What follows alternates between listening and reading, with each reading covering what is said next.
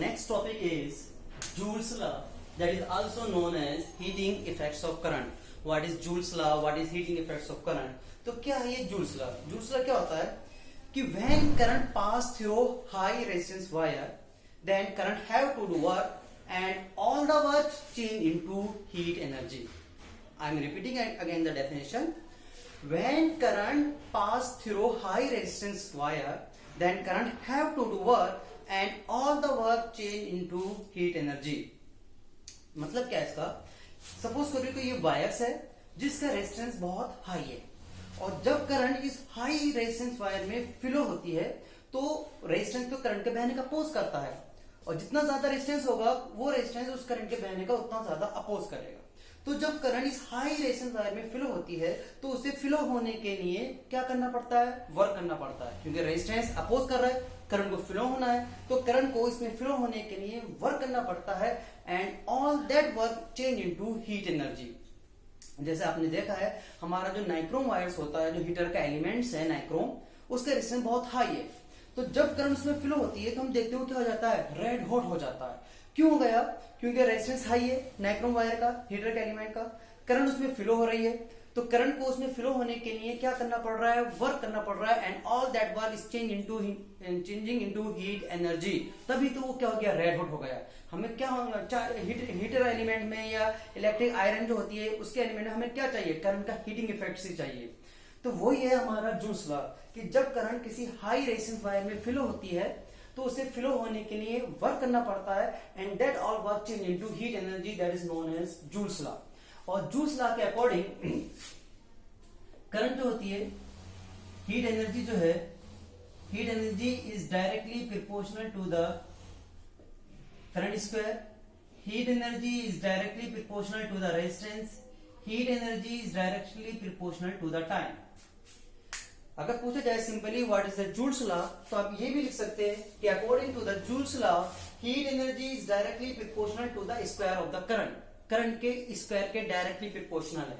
Heat energy is directly proportional to the resistance, मतलब resistance ज्यादा तो हीट एनर्जी ज्यादा, करंट ज्यादा हीट एनर्जी ज्यादा.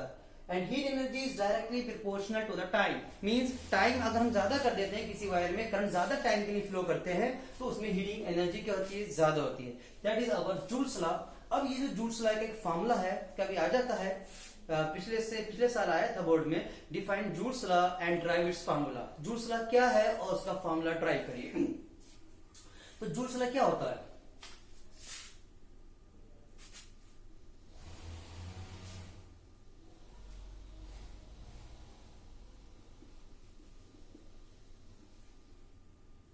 सपोज करो एक वायर्स है, इस वायर्स के एक एंड से दूसरे एंड पर V वोल्ट पोटेंशियल डिफरेंस लगा हुआ है और हमें इस Q कूलम चार्ज को एक एंड से दूसरे एंड पर ले जाना है.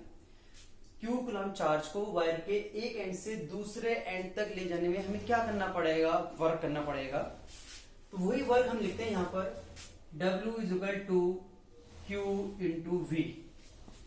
Q coulomb charge को when we move Q coulomb charge from one end to the another end of the wire where V volt is applied, then amount of work done. W is equal to Q into V. कहां से आया? From the potential difference formula जो हमने शुरू में ही इस chapter के electric potential पढ़ाया था. V is equal to W upon Q. Cross multiply करें तो W is equal to V into Q. यही है. बस अब हमें कुछ नहीं करना है, हमें Q और V की वैल्यू पुटअप करनी है. Q की वैल्यू हम पुटअप करेंगे करंट वाले फॉर्मूले से और V की वैल्यू पुटअप करेंगे ओम्स लॉ से. Q की वैल्यू करंट वाले फॉर्मूले से, V की वैल्यू ओम्स लॉ से हमें यहां इसके अंदर पुटअप कर देंगे. तो फ्रॉम करंट फॉर्मूला क्या होता है? I is equal to Q upon T. ये करंट का फॉर्मूला है. क्रॉस मल्टीप्लाई करिए, Q is equal to I into T. ये Q की वैल्यू आ गई. ऐसे हम V की वैल्यू निकालेंगे. कहां से बताई थी? ओम्स लॉ से. From Ohm's law. Ohm's law का फॉर्मूला है R is equal to V upon I. Cross multiply करिए, V निकालना है तो V is equal to I into R. अब ये Q और V की वैल्यू हमें कहां रखनी है? इक्वेशन 1 में. put the value of Q and V in equation 1. चलिए, तो W is equal to Q की जगह क्या रखेंगे I into T into V की जगह क्या रखेंगे I इंटू R. I की I से मल्टीप्लाई करें तो मल्टीप्लाई में आपको मालूम है कि पावर क्या हो जाती है, सम हो जाता है पावर का. एक पावर इस पर है, एक पावर इस पर है, तो 1 + 1 I square into R into T. ये हमारा वर्क डन हुआ. और अकॉर्डिंग टू डेफिनेशन कि जब करंट को यहां से यहां तक आने में इतना वर्क करना पड़ता है and all this work change into heat energy, तो हम W की जगह क्या लिख सकते हैं, H लिख सकते हैं according to the definition. And all this work will change into heat energy. So we can write H in place of W. तो हम इस W की जगह क्या लिख सकते हैं H. तो H is equal to I square into R into T. That is the formula of Joule's law या हीटिंग इफेक्ट्स ऑफ करंट. तो हीट एनर्जी कितने फैक्टर पर डिपेंड कर रही है, करंट के स्क्वायर के डायरेक्टली प्रोपोर्शनल है, रेजिस्टेंस के डायरेक्टली है, टाइम के भी डायरेक्टली है. इसका ध्यान रखना है, करंट के स्क्वायर के डायरेक्टली होती है. तो ये हमारा डेरिवेशन है जूल्स लॉ. तो समझ में आया जूल्स लॉ क्या बताया था कि जब करंट को हाई रेजिस्टेंस वायर में फ्लो होना पड़ता है तो उसे वर्क करना पड़ता है and all the work change into heat energy, that is known as Joule's law.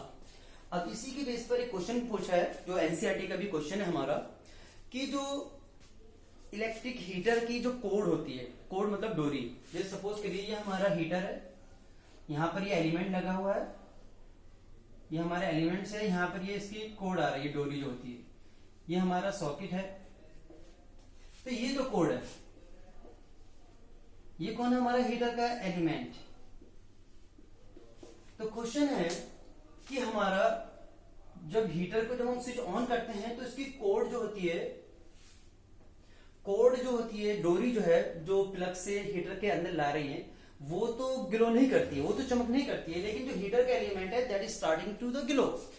ये ग्लो नहीं, चमक नहीं रहा है, लेकिन हीटर का एलिमेंट चमक रहा है. ये हमारा एनसीईआरटी का क्वेश्चन है. तो ऐसा क्यों है, इस वजह से है क्योंकि हीटर का एलिमेंट जो है वो नाइक्रोम वायर का बना हुआ है जिसका रेजिस्टेंस बहुत हाई है. रेजिस्टेंस हाई होने की वजह से करंट को जब फ्लो होती है तो have to do more work and all the work change into heat energy, जिसकी वजह से ये स्टार्ट करना शुरू कर देता है. लेकिन when current flows through in the cord wire and we know the cord wire is made up of either the aluminium और कॉपर. जो कोड वायर है that is made up of iron और copper and we know the resistance of iron copper और aluminium and the resistance of copper और aluminium is very low. ये copper की है या एल्युमिनियम की है जिसका रेजिस्टेंस बहुत कम होता है. तो जब इसका रेजिस्टेंस कम है तो करंट को इसमें फ्लो होने के लिए बहुत कम वर्क करना पड़ता है और वो थोड़ा सा वर्क हीट एनर्जी में चेंज होता है. तो कम वर्क करना पड़ रहा है तो हीट एनर्जी भी कम है, जिसकी वजह से ये कोड हमारी ग्लो नहीं होती है.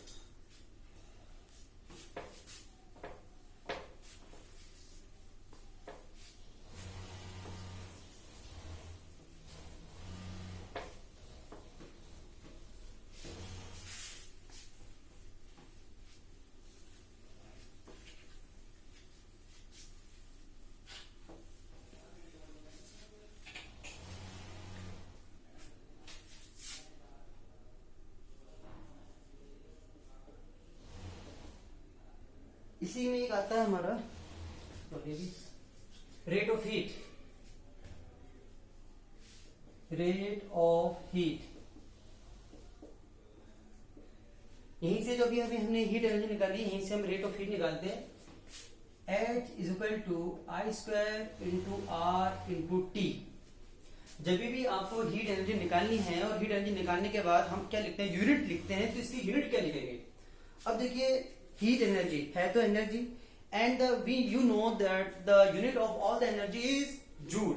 कोई सी भी एनर्जी हो, उन सबकी एनर्जी क्या होती है, यूनिट क्या होती है, जूल होती है।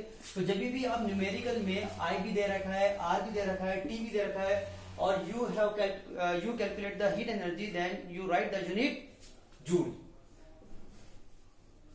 जिसे हम सिंपली क्या लिख देते हैं, जे। तो हीट एनर्जी की यूनिट क्या लिखते हैं, जूल। अब उसने पूछा रेट ऑफ हीट।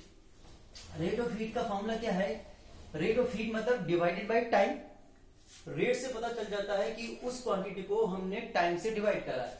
तो ये टाइम अगर हम इसके नीचे ले आए h अपॉन टी, तो क्या बचता है, आई स्क्वायर इंटू आर।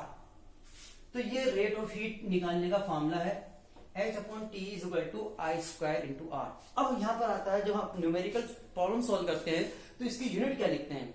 तो देखिए, हीट एनर्जी की unit joule upon time, time की यूनिट सेकेंड, तो जूल पर सेकंड लिखते हैं। और आपने 9th में पढ़ा भी था, और अभी इसके बाद इसका नेक्स्ट टॉपिक भी आ रहा है, joule per second is equal to the watt. Joule per second क्या होता है, वाट। तो जब आप हीट रेट ऑफ हीट निकालना है क्या, तो आप लिख दीजिए जूल पर सेकंड, या लिख दीजिए आप वाट। और ये रेट ऑफ हीट एक तरीके से एक टाइप का पावर ही है, ये पावर का फॉर्मूला भी है, आई स्क्वायर इंटू आर। तो जब भी आपसे रेट ऑफ हीट मालूम कर रहा है, तो मतलब वो इनडायरेक्टली क्या मालूम कर रहा है, पावर मालूम कर रहा है। और पावर का एक फॉर्मूला ये भी है, आई स्क्वायर इंटू आर, जो हम आगे इसकी डिस्कस करते हैं। इसके बाद आता है हमारा इलेक्ट्रिक पावर।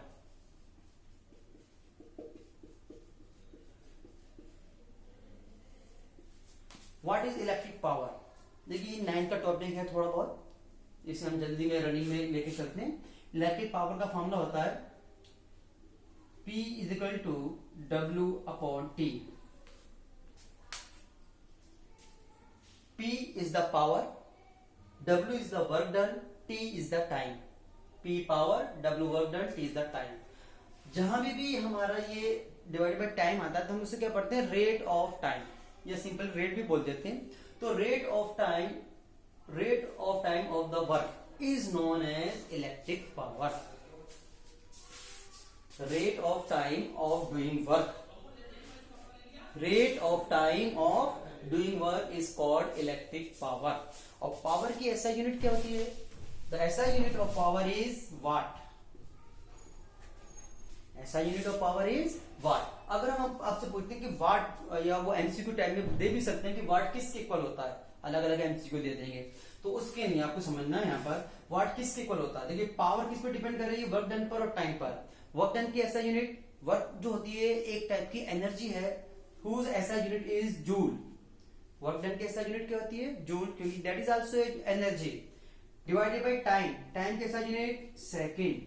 तो watt is equal to joule per second. देखिए joule per second is equal to watt, ये हमें यहीं से लिखा था। तो वाट के ऐसा यूनिट, पावर के ऐसा यूनिट वाट है, that is equal to the joule per second. अब इसमें क्वेश्चन पूछते हैं, डिफाइन 1 वाट। 1 वाट को डिफाइन करना है, तो हम 1 वाट कैसे लिखेंगे कि ये 1 that is also 1, that is also 1।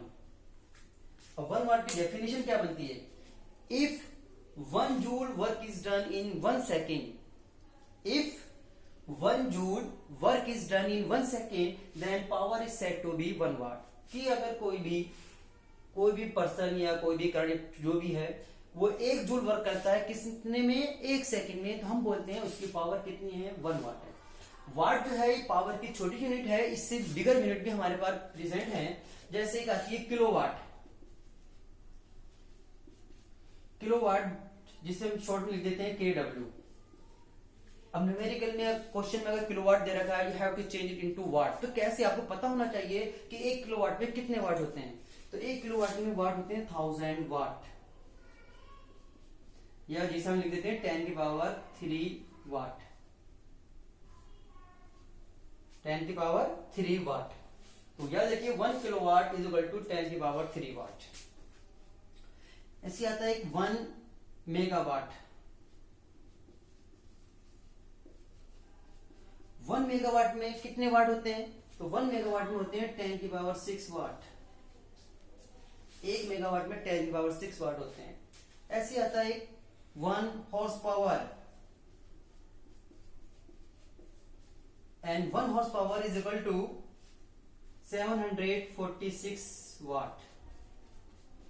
ये आपको लर्न होना चाहिए, एमसीक्यू में भी आ सकते हैं या न्यूमेरिकल प्रॉब्लम में पावर हॉर्स पावर में दे रखी है तो उसे वाट में कैसे चेंज करेंगे। तो हॉर्स पावर को वाट में चेंज करने के लिए 746 से मल्टीप्लाई कर देंगे, that will change into the what.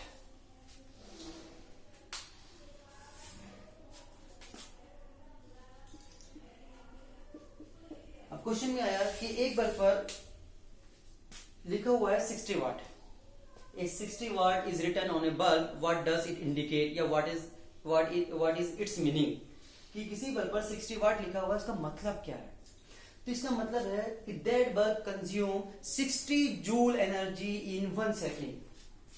60 joule upon second means that bulb consume 60 joule energy in 1 second. ऐसे ही हमारी जो CFN है या LED है उस पर लिखा हुआ है 11 वाट। इसका क्या मतलब है?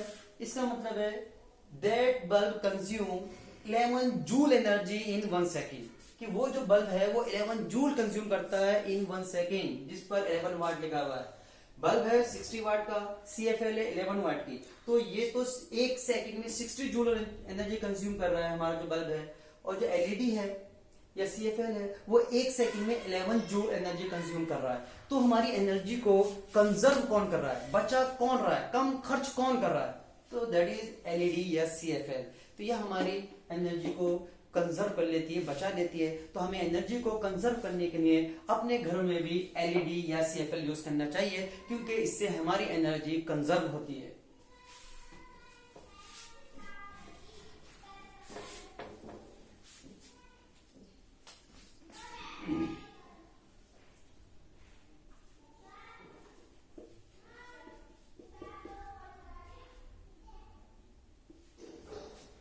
अब किसी बल्ब पर ये लिखा हुआ है 100 watt two 40 volt, what is meaning?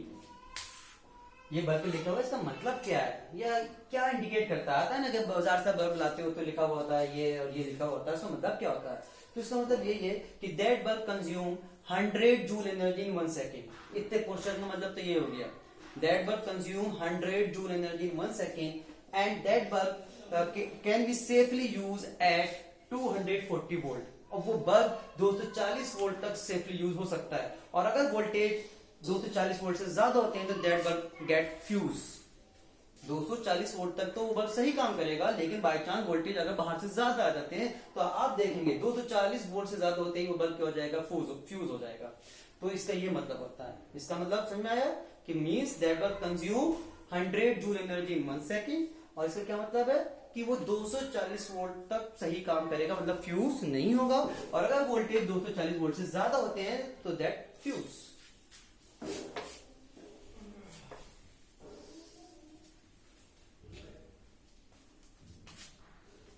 Next, what is the commercial unit of energy?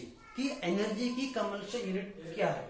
Commercial unit बोलते हैं तो हमारे घरों में, फैक्ट्री में जब एनर्जी यूज कर रहे हैं उसकी यूनिट क्या है? What is the commercial unit of energy? That is also topics of 9th class. The commercial unit of energy is kilowatt hour. Kilowatt hour is the commercial unit of energy. और इसी में mostly पूछा जाता है कि what is 1 kilowatt our, कि 1 kilowatt our को define करिए। पहले किलोवाट आवर क्या बताया? That is a commercial unit of energy. Now define the 1 kilowatt our. 1 kilowatt our को हमें डिफाइन करना है। तो 1 किलोवाट आवर को हम कैसे डिफाइन करते हैं?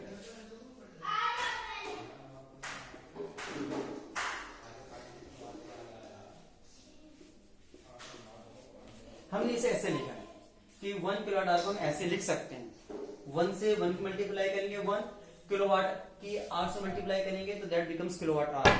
तो 1 किलोवाट आवर क्या है? It is the consumed energy. ये क्या है? That is consumed energy when an electrical appliance of 1 kilowatt is used for 1 hour.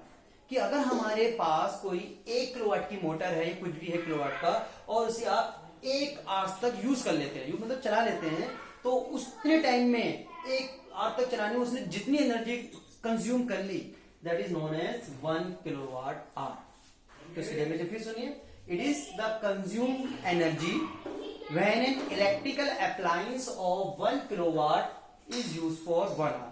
कि आपके पास अगर 1 किलोवाट की मोटर है और उसे आप 1 घंटे तक चला लेते हैं और इतने टाइम में वो जितनी एनर्जी खर्च कर लेता है that is known as 1 kilowatt hour. अब जैसे